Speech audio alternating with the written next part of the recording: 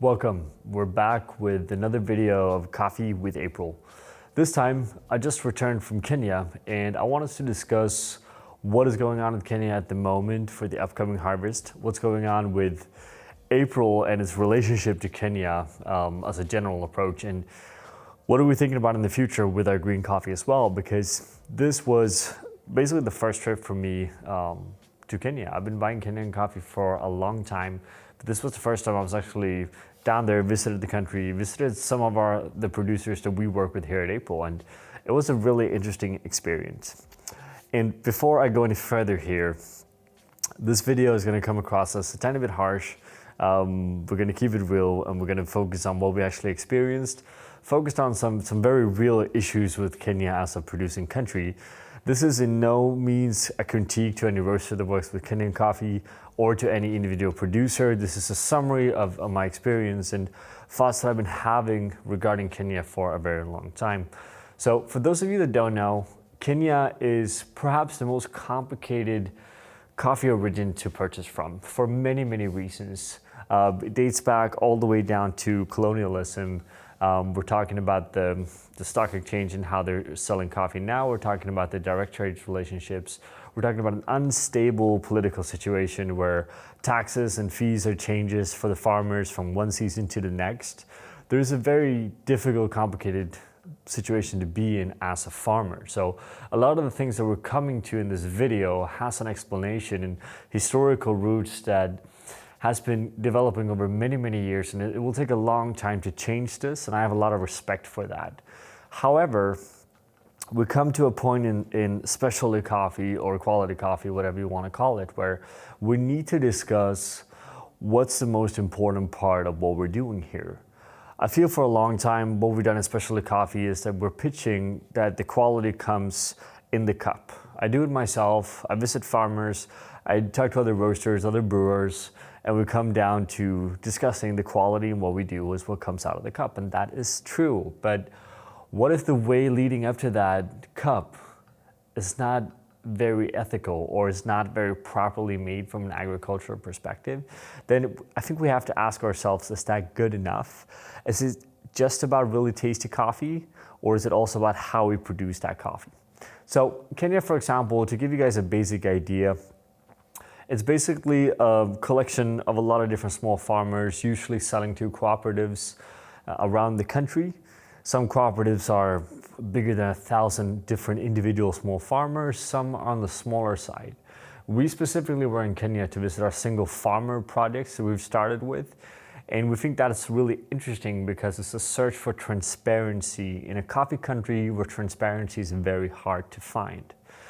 Now, again, traditionally what you do here is that small farmers are selling parchment, and this is important. They're not selling coffee, they're not selling anything that is related to the final cup of coffee in terms of quality. They're selling a parchment that is evaluated based on size, visual appearance, and a bunch of different measurements, right? Which becomes interesting because what a farmer does is that a farmer puts all of their focus into creating a certain amount of high quality grade parchment, which would be P1 in this case. This parchment is sold from either a cooperative or a single producer, often to a dry mill. The dry mill has done the sorting, the quality grading, and then they're either in contact with an exporter or they're exporting themselves to a buyer. Now, of course, the farmer also had the opportunity of taking their coffee to the auction that usually occurs every Tuesday in Nairobi. So a farmer, producer, cooperative always have two different options of selling their coffee, which is really interesting. However, due to the tradition of cooperative constellations in Kenya, what we see here is that farmers that are actually very detached from the final cup quality, because they're not trading in what we are roasting here in Copenhagen, they're trading in parchment. So the only thing that they know and they're told from a dry mill perspective or a producer perspective is to get me really large parchment that is very clean, right? There's no argument on the coffee that grows on this altitude is better than the coffee that grows on this altitude. Coffee from this varietal here is better than this varietal here. It's just based on a visual evaluation of a parchment. Now, this is a bit harsh. I know there's individual cases that has gone beyond that now, but to generalize to coffee farming in Kenya, that's what we see more and more, and I believe that's an issue because we know the quality comes from a lot of different aspects that are a lot more complicated than just a visual grade of a parchment, even though that's important.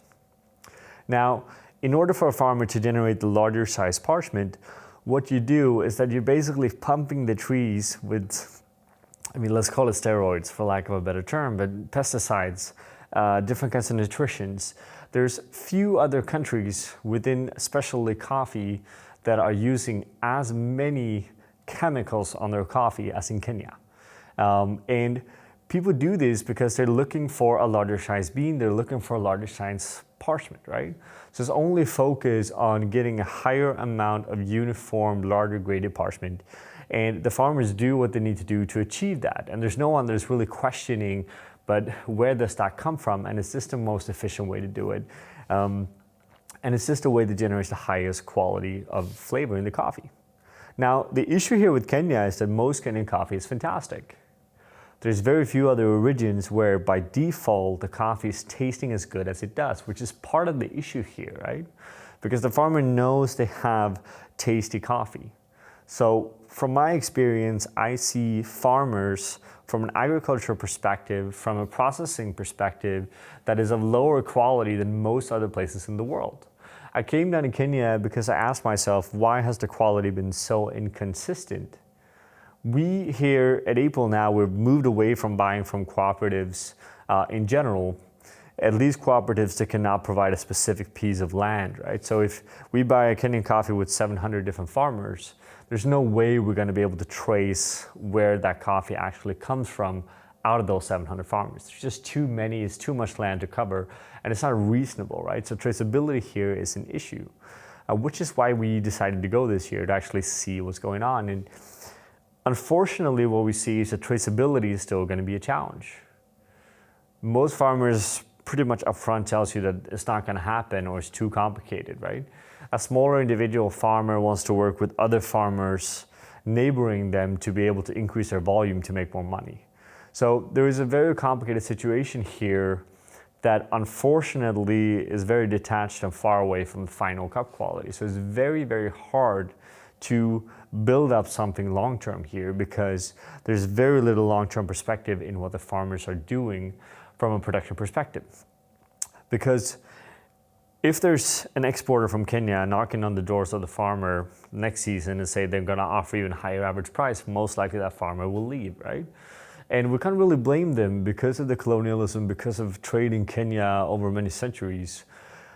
It has been developing a distrust, let's say so, between a Kenyan farmer, seller, and let's say European, American, Asian buyer, right? There's definitely a complicated relationship here, which again is why we go down there to try to find a relationship with a specific producer, with someone that are actually willing to go through the sorting and transparency that we're looking for.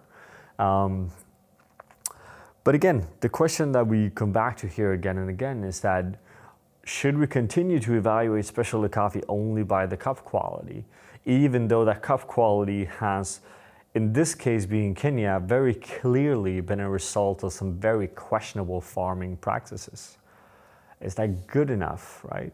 Or should we go in and demand more? So to translate this into reality for April in the upcoming 2020 season, we basically committed to, unless we get transparency down to a piece of land where our coffee grows, as in not amount of farmers, actual individual piece of land that we comfortably can visit, then we won't be buying Kenyan coffee. Because we feel the need of seeing that the practices of the coffee that we are buying is done to the standards that we are looking for. Now, we're not farmers. We don't want to go down and tell anyone not to farm this. We're looking for farmers to share our passion for quality and that is already willing to take that step, right? And in Kenya, I'm going to argue that's more difficult to find than in most other places. Because in Kenya, it's money first, quality later. And we tend to work with farmers that already, when we meet them for the first time, the quality is already extremely high because they do it out of passion. They do it because they want to be part of making better coffee. So what we're doing here in Kenya now is that we're trying to find that person. We're trying to find those farmers that wants to do that. And we're looking into, or believe that we can only do that if we find transparency. Otherwise, it's not going to work. We see Kenyan prices going up and up in terms of coffee, and we're all fair when it comes to paying a fair amount of coffee. That's not an issue here. The issue here is that with that comes a very shaky quality, where there's almost no major cooperative or single farmer product that is consistent. And on top of that, there's an enormous detachment from, again, what the farmer is farming and producing and what the exporters or importers of that coffee is choosing to call it in terms of quality, right? There's a severe inconsistency here and a really unhealthy process going on in terms of agriculture, in terms of transparent trading, in terms of most things when it comes to coffee in Kenya. And I think we're overseeing this because the Kenyan coffee is delicious, right? So again, I can talk about this for a very long time because I think it's an interesting subject, and we're going to probably go back to it as well. But there's an issue here where we at April are recognizing if we can't get 100% transparency on the piece of land where our coffee grows and the process that comes with that, we won't be buying any Kenyan coffee. It's really as easy as that.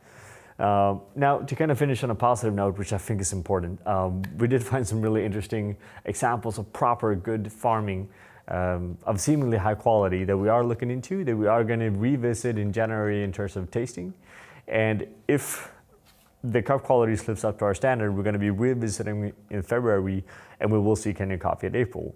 However, we're going to put our standard where we put them in all of our other origin countries. And so far, from what I'm seeing in Kenya, from what I've been experiencing in terms of processes and consistency, Kenya is the origin country that doesn't live up to the expectations that we at the moment are playing with.